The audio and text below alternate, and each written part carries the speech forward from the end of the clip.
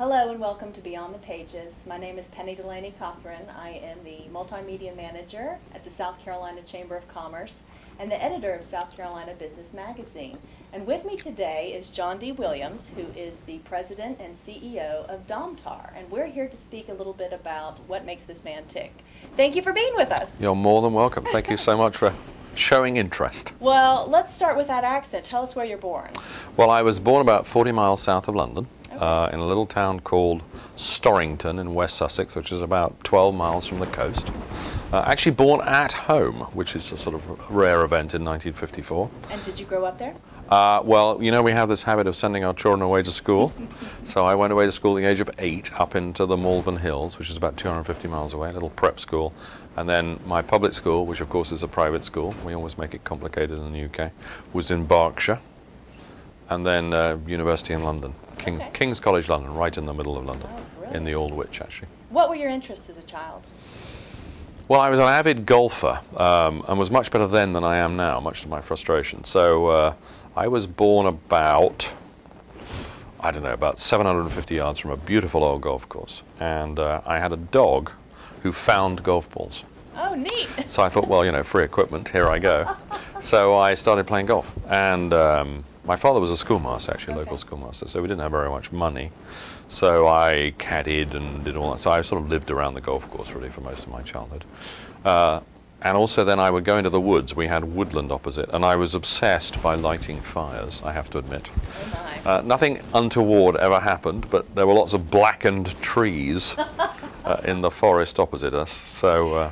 And I loved gardening. I was an avid gardener, sort of like, so gardening and golf were my sort of two. And reading. I loved reading. What did you think you would be when you grew up? I had not the faintest idea, actually. Friends of my parents who'd meet me would sort of say, oh, you know, he's going to be somebody, you know, the way parents say that. But I hadn't got a clue. I had no idea what I wanted to do. I had no idea what I wanted to do when I graduated. And in fact, always had jobs from the age of about 11. I always had holiday jobs. So I'd do people's gardens, I'd caddy. And when I was at university, I had a job cleaning apartment buildings and sort of mowing the lawn, sort of the private, sort of public areas. So I had a dirty old truck. And I was going out with a girl whose father had this magnificent country house, and he just hated my guts. Oh, no. So when I graduated, he said, you can't take that thing here anymore on this dirty truck. You know, you simply can't come and take my daughter out if you've got this revolting vehicle. And it was his really way of trying to make sure that I sort of never turned up at his house again. So I thought, I need a proper job. So I actually looked at the newspaper, shows you how long ago this was, and there was an advert. It said, management through sales, pedigree pet foods, car provided. Nice. And I applied. And I got the job. So I lost the girl, but at least I got a job. Well, take us down the career path. Did that lead to something else? Yes, it did. So Pedigree Pet Foods is actually a division of the Mars Corporation. So Mars in this country, Snickers bars, Milky Way, big confectionery manufacturer, and the largest manufacturer of pet food on earth, actually. So I worked for them in the UK for a while, and then I met my first wife, who was from Southern California, and managed to convince them, I was only about 24, that I should be given a job in the US. So I arrived without a job, went through a series of interviews, and eventually they gave me a job in Oregon, in Portland, Oregon, which was lovely. My ex-wife was from Southern California. And so it's kind of funny. So we drove all the way up Route 1 on our honeymoon. I had no job. I was every mother-in-law's dream, an unemployed dog food salesman. Just what you want to turn up and talk to your daughter. And so anyway, they gave me the job, God bless them, and after the interview, the guy who interviewed me said, here's the company car, it needs gas, and I was completely out of money. So I had to borrow $50 off him to put gas in the car.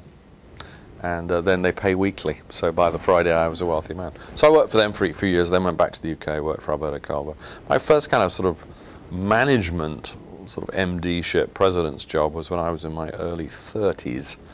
I ran a business called Sweetheart. You know, Sweetheart straws and cups from way back. Well, I ran their business in Europe, which at that time was owned by a paper company, actually, a company called Fort Howard. And then I just sort of moved around a bit to various sort of large divisional jobs. I was working in Brussels. I worked in Brussels a couple of times, Amsterdam. And then in June 2008, a headhunter rang me. I was working in Brussels and said, there's a company called Domtar who is looking for a chief executive. So I said, you know, who are they? Because Yes. I'd never heard of Domtar. Yes. And they said, this is what they do, and, you know, the dynamics. So I interviewed 3 or 4 times, and I think was announced in October 2008. Just as the world was about to end, it transpired, if you remember that time. True, yes. So, you know, by the time I was joining in January '09, you know, I mean, we'd had, I think our volumes were up 14 or 15% versus prior year. It was an interesting moment, actually. Well, it's interesting that you would say it was an interesting. Was it? Well, I always think when it gets difficult, it Okay. makes it interesting. Okay. That's a unique perspective. Not a lot of people share. Well, I think you reach a point where, you know, if you're as long in the tooth as I am, you're sort of fascinated by the intellectual challenge. Okay. Of course, you know, you get emotional. I mean, if stuff's not working, you know, you're inclined to beat your head against the wall a bit. But it was just interesting because here we were in the, you know, the greatest recession, hopefully, any of us will ever see in our lifetime. What was going to happen? What was going to happen to the dynamics of the business? What was going to happen to pricing, et cetera, et cetera. And looking back, of course, one forgets how difficult it was because, of course, we made it through in a very healthy state. But it was just. I remember one of our board members who subsequently left. My first board meeting I attended sort of leant back and went, "This is a dying business." You know, billions of dollars of EBITDA later, I think we probably proved him wrong. So. Excellent, excellent. It was a challenge at the time. Well, with his words ringing in your ears, what has been the best advice you've ever received? In my business career, Or personal? I really thought about that a lot recently. I think honesty is pretty important, Okay. actually. I mean, stay honest, stay calm. Mm-hmm. I think also that you've always got time. I think in the modern world, you know, I sound older every day. Because of the way communication works, you know, you send me an email, you think I should reply in 5 minutes, Right. you know, I send you a... I mean, communication's one thing, decisions are something else. So I think learn the fact that you've got time to think things through properly, and you still do. I don't believe that the speed of the modern media necessarily means you don't have time to think things through. The things that matter. So what would your advice be to the new generation then? Take time to think. Okay. Carve out some space and time. Yeah, and don't just keep doing. Ah. And don't think sending 500 emails means you're contributing, because actually, when you reach my level, it's the last thing you want. So what are you actually contributing? And I think jargon, it's very easy to fall into jargon, but I do think work out your personal value added to the corporation or anywhere in your life. You know, what's the thing you do that, you know, is unique, that where you're really making a contribution? And you don't want to be kind of one of the usual suspects in search of a meeting. You know, I find in corporate life, you go to certain meetings, they're always the same people at the meeting. Well, what the heck are they doing? They're just attending meetings. So how are you really contributing? I would think long and hard about that. And, you know, just sending stuff out to look busy It's not sufficient. is annoying, actually. In my view, but that's just my view. Walk us through a typical day for you. Well, I get in about 7:30, 8 o'clock normally. I probably got up around 6:15. I have, or we have, 7 dogs and 6 cats. So it starts out with letting one of the dogs out, or discovering that I should have let one of the dogs out earlier in the day. I live next to Quail Hollow. I live in North Carolina, actually, right in the place called Seven Eagles. It's about a 20-minute drive to work. I always listen to the highway on Sirius XM because I like country music. So. Okay. A Brit who likes country music. Interesting. Doesn't feel right, does it? I know. My wife's furious, but never mind.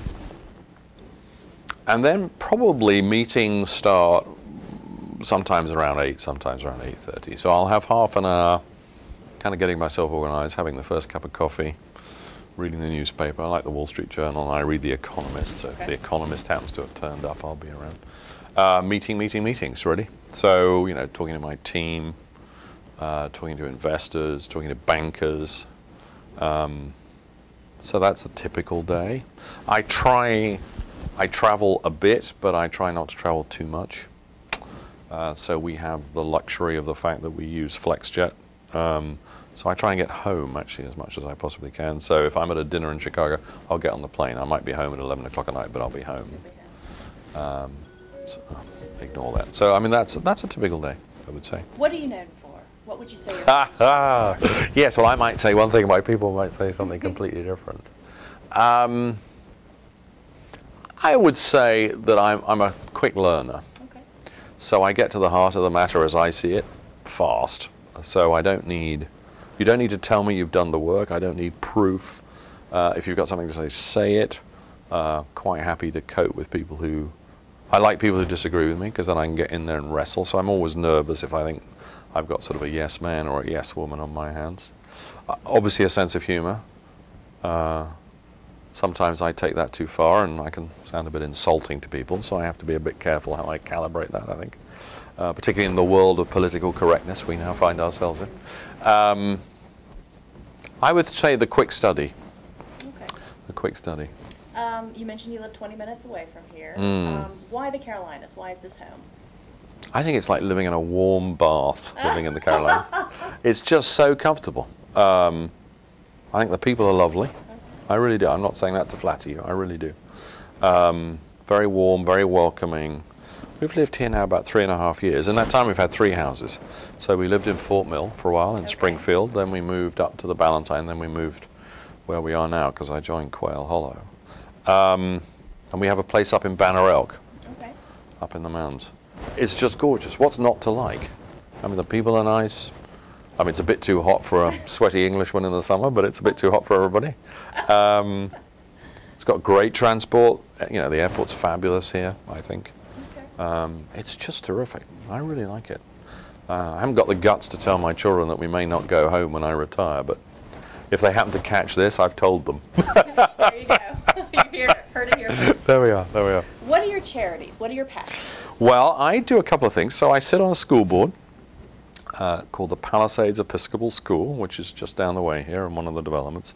I have a great friend of mine who we met in the early 90s, but by pure chance they're in Charlotte and we're in Charlotte, a chap called Peter Browning. He's a very good friend of mine. So he put me on this school board, asked me if I'd join. So we've been raising money for a new gym. It's a K-8 school. And actually is really living in temporary buildings. So we're trying to really make it, you know, really make it a proper school, and in terms of infrastructure. And I sit on that board with Jordan Gross, you know, who's just retired from the Panthers. So he and I are the 2 chief fundraisers. It's kind of funny. Fabulous. So, well, it's really funny because when he stands up, it looks like I've been put together by spare parts, you know. And here he is, this good-looking young man, you know, 300 pounds, and then I stand up, it looks like I've jumped in a trench. No. So I do that. I serve as the president of a thing called the Montreal Chamber Orchestra, which is an orchestra in Montreal that we have restarted. Actually, it has a female conductor, and it had fallen by the wayside. So we've sort of reawakened it, and we feature young soloists. And that's actually, we've raised a lot of money for that, so that's gone pretty well. So those are the sort of things I actually do. Domtar, we support the Greenway here big time, so that's probably our largest contribution, because I just love that piece of ground. And that 2,500 acres, I think, you know, as development really gets even more intense in this area, it becomes more precious, because I like open spaces. So we support that. And I think that's about it, really. A few other things. I have a great friend of mine who runs a wonderful charity, actually, called Camp Blue Skies, which takes adult Down syndrome people and takes them away for a week on a camp. That's just a fantastic thing to do. And a guy called Dick Sessler, he's a really good guy. So we contribute a bit to that as well. So a number of things. You mentioned music, a conductor. What do you think about sharing a name with a famous celebrity? Well, there we are, yes. He's years older than I am. Yeah, well, I mean, John Williams, I mean, I don't know if you know the sort of, there are a few very key Welsh names. So Davies, Williams, Jones, Evans, probably. So typically, you meet people with those names who are going to be Welsh. Got it. My grandfather was a coal miner, in fact, in South Wales. So John actually is an anglicised version of Ieuan, which was my father's name, I-E-U-A-N, all vowels practically, which means John in Gaelic, in Welsh. So John Williams, I mean, it's as common as muck. In fact, whenever I turn up, I have a green card, I'm not yet a US citizen, And whenever I turn up, there are thousands of John Williamses, you know, who are wanted in various states my. for various misdemeanors. So often takes a while to get through.